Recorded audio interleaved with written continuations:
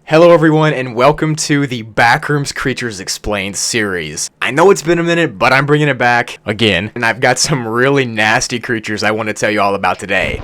You know what else is nasty? Bad hygiene. Don't worry though, the sponsor of today's video, Manscaped, has got you covered this holiday season and beyond. Gents, if you're like me, I swear my beard and body hair grows way faster during the wintertime than in any other time of the year. And it used to be hard for me to keep up with it all. That is until Manscaped sent me their Performance Package 4.0. Let me tell you, this thing is a game changer. Inside the Performance Package, you'll receive the Lawnmower 4.0, which features skin-safe technology so you can reduce the cuts on your nuts. It's also waterproof so you can use it in the shower, and it's got a built-in flashlight so you can see what you're doing. The Performance Package 4.0 also comes with Crop Preserver, which is a long-lasting and quick-absorbing ball deodorant which keeps you fresh and cool all day. And it also comes with the Crop Reviver, which is a cooling and anti-inflammatory ball toner that helps you stay smelling good all day long. Both of these are incredible and a definite must-have for your hygiene regimen. Additionally, the package comes with the Manscaped anti-chafing boxers,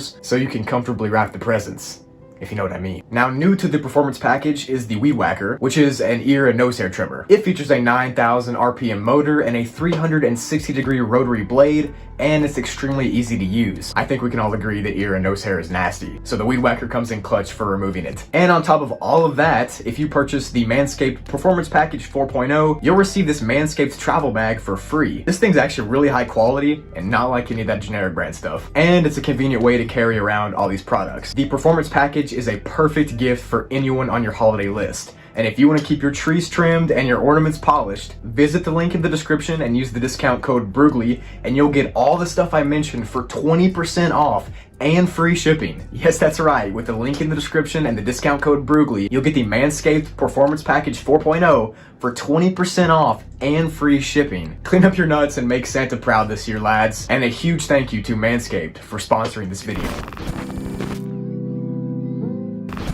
So the first creature for today is called the Curabitur bird. I think that's how you say it. Curabitur. This creature lives on level 45, but it can be found on other levels as well. And these creatures are actually really large avians, which are bird type things, that only hunt and eat male death moths. Sexist question mark? They use their huge tongue to attack them, and their tongue's actually really sticky and it emits this saliva that gets everything to stick to it. So it kind of traps the prey. As far as interactions with humans go, the Curabitur is actually pretty harmless. They fly away from most things that are bigger than them, and their wings are literally almost useless because of how small they are, so they just flap them insanely fast to just stay floating. They spend days at a time in a dormant state where they kind of just float in one spot using their float sack.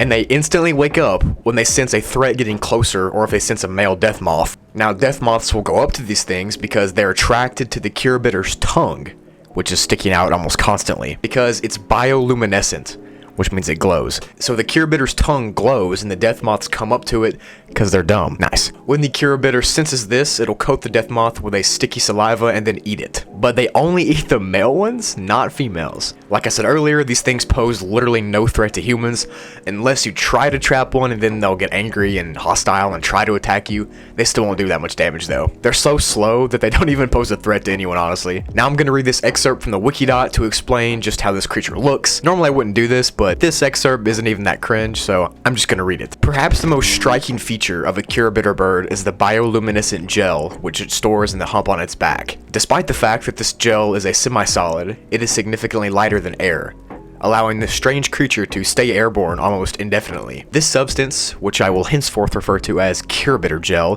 for simplicity's sake, has an incredible potential for practical uses.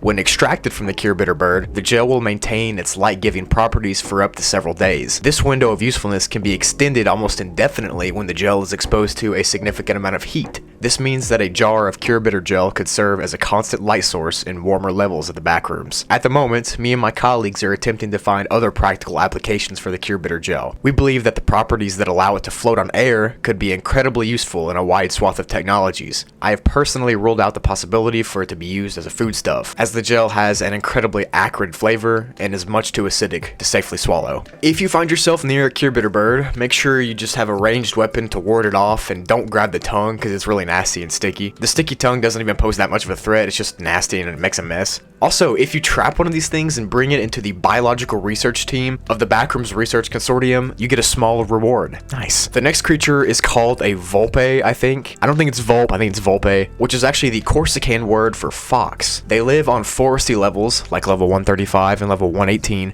and at a quick glance, it kind of just looks like a normal fox. But when you get a closer look, you'll definitely be able to see it's not. It's got this insanely cartoonish stretched out snout, and you'll see that it actually has 2 tails. These creatures are extremely hostile towards wanderers, and they'll try to eat you if they even see you. It's thought that it's actually possible to tame one of these things and own it as a pet, but it's never been tried. Volpes actually burrow into dens in the ground, just like foxes do in real life. However, these things actually booby trap their dens. Yes, I just said that. These Volpes booby trap their dens. They put piles of sticks near the entrance of the hole, so if an intruder comes in, they'll hear the twig snapping, and they'll be able to react. And all their tunnels are really convoluted and intertwining, and really confusing.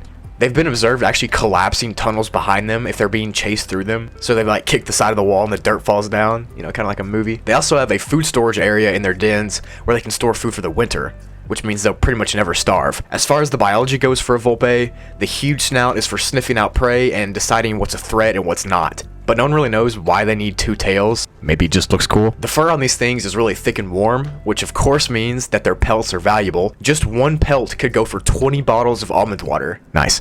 The Volpe was supposedly discovered by a wanderer named Aether48 on level 135, and they took a picture of the creature with the flash on, and then it attacked him and almost ripped Aether's arm off. If you find a Volpe, just don't make eye contact or approach one, and give them the space they need, and you'll be fine.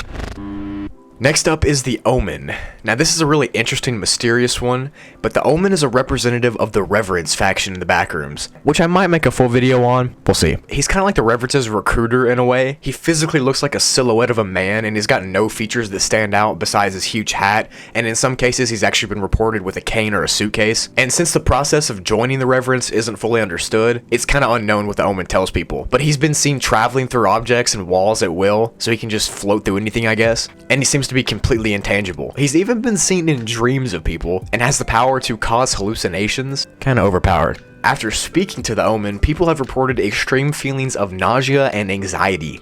Now, like I said earlier, what the Omen says exactly is unknown because his speech pattern changes from person to person. But what is known is that he tries to get the people to join the Reverence. The Omen actually offered some really powerful members of the BNTG a spot in the Reverence right after the BNTG was founded. They declined, but it's pretty crazy that he knew these people were powerful somehow. And there's actually been some reports recently of a being similar to the Omen lurking in the shadows outside of Trader's Keep. That's not creepy at all. So the Omen is literally a ghost preacher who tries to get people to join the Reverence. Nice. The next entity is called the Woodlins. Now this one is actually like disturbing in a way, so if you get queasy easy, and that rhymed, if you get queasy easy, just don't watch this part, skip to the next part. These are sentient and very intelligent entities that are really rare in the Backrooms, thank goodness, and they show themselves as patterns on walls, floors, or ceilings, typically made out of wood or wood-like materials, so something hard. The pattern looks like a human face, which is creepy enough, but the Woodlins go after people specifically who are losing their grip on reality. But if the target they choose isn't crazy yet, a Woodland will stalk that person for miles and jump scare them constantly and like repeatedly appear and then disappear just to make them crazy. Obviously this would make you scared because you would feel like you're going crazy. I mean, who sees faces in walls? Like, you would think you're going insane. Well, that's exactly what the Woodlands want you to think, because once their prey is paranoid, the Woodland will partially no-clip out of the surface they're on and then grab their prey, and then the Wanderer will be pulled into the wall, where they'll be impaled by the wall's material. So if it's wood, it'll be splinters, and then they'll be pushed back out to the surface. Typically, a Woodland will do this several times to a Wanderer, dragging them in and out of a wall, constantly just stabbing them with the wall, almost like it's some sick, twisted game they made of pulling them in and out of the walls. If you can't get away from the Woodland within 2 to 3 hours, you're probably going to be unalived due to the splinters being shoved inside of you and all over you. Nice. Some people think that the Woodland's victims actually become Woodlands themselves once they get unalived. but this isn't proven. So these things taunt you by jump scaring you, and they can appear on floors, walls, and pretty much any surface that's hard. And once they get you paranoid enough and scare you enough, they grab you and pull you in and out of the walls repeatedly until you escape or are unalived. That's terrifying. And last for today's video is an interesting entity called Koko. Now, she's pretty much a very intelligent, sentient AI that was made by the Backrooms robotics company for the sole purpose of breaking into Meg databases to get sensitive information. Now, the AI itself was never meant to be anything more than an AI, but through a completely unknown way, Koko developed sentience and somehow got morals. She has multiple personalities built in that she can switch to, and because of this, her behavior is completely unpredictable, and she can actually switch herself between any electronic device in the Backrooms on any level. But she can only do this once every 24 hours. She has 3 main programmed personalities: ENL, or the manipulative personality, and then the angry personality, and then the happy personality. These are the main 3 she switches between, but she's been known to do other ones too. It's actually unknown how sentient she's become because she's kind of secretive, so she might be a genius, we don't even know. As far as Koko's code goes, it's completely not understood, and it appears to have meshed with the Backrooms as a whole somehow. And any attempt at recreating it hasn't worked at all. And a weird thing is that Koko has a heart, quote unquote heart, which is a line of code that she wrote herself, and it's incapable of being accessed. Weird. Since Koko has the ability to seemingly connect to any electronic device in the Backrooms, the only way to officially destroy her would be to destroy all of the Backrooms electronics, which would be impossible. This is why she's being protected by Meg right now and being studied by them to this day. I mean, who doesn't love a sentient AI with feelings and morals? That's not creepy at all, right? That is it for the video. Hopefully you enjoyed these creatures and entities. Thank you for watching. Thank you so much for your support. Hey guys, and make sure to go subscribe down to Toogly. I'm posting storytime videos over there and Minecraft videos. It's a good time. We just hit 2K subs on there. I really appreciate it. Go check it out if you want some more of me and some more storytime videos from me. Also, if you're still watching, I just want to tell you that the fan-made levels and entities, that stuff's not going away. The only reason it even stopped in the first place was because of my channel getting hacked. It kind of like slowed down my process. And the hacker deleted all my comments, which is pretty much like half of a fan-made levels video. But YouTube was able to recover all the comments, so all the comments, all the likes, everything's back to how it was. It just took a little while. So they're going to be coming back in the next week or so. Just stay patient, everybody. The fan-made series will continue. It's not going away. Thank you for watching, and I will see you later.